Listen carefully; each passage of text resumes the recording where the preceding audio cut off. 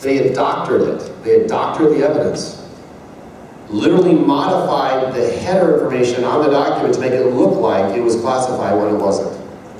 That's how far they went. And then when they declassified something, and they said that you should have known that it was actually classified. Yeah, I mean, this is Kafkaesque. I mean, it's right. I should have known that it was classified even when it wasn't, even though they actually had an affidavit from their own people that it was actually unclassified. Can you tell us the infinitely quotable, I do not plea bargain with the truth, when that came about, when you said that, when they offered you a deal? Well, they offered many, many deals. So I was sharing this with Vivian just last night over dinner. And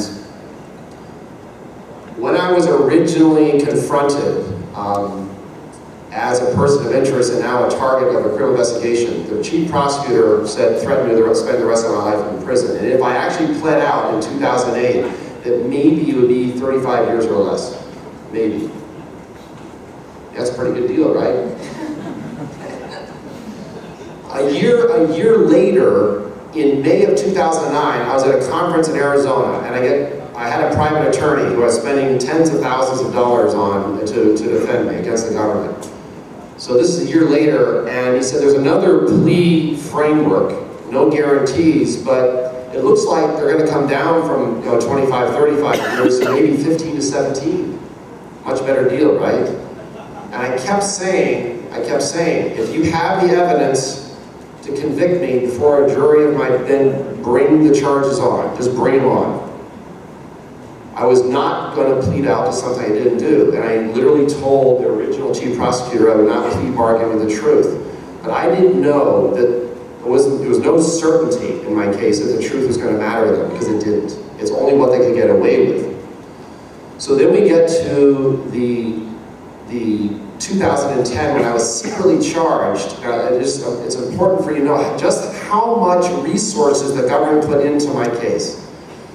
I was actually in New York City, clearing my head, attempting to do so, in April of 2008. And I get a phone call from one of the FBI agents, who was the contact person.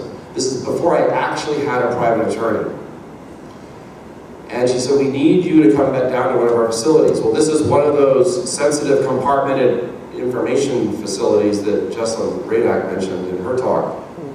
And it's in the greater Washington, D.C. area, and it's a black room. It's got one door that comes in and out.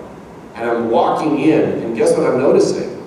I'm seeing agents' cubicles, and they actually have a label, one of those little name tags, and it says Mole Hunter.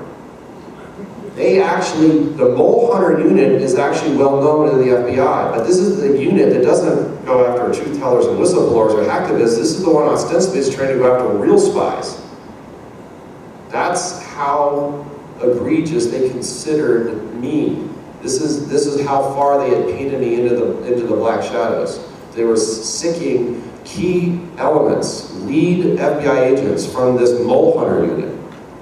It reminds me of Spy Hunter, one of the old classic games. And I was hunted.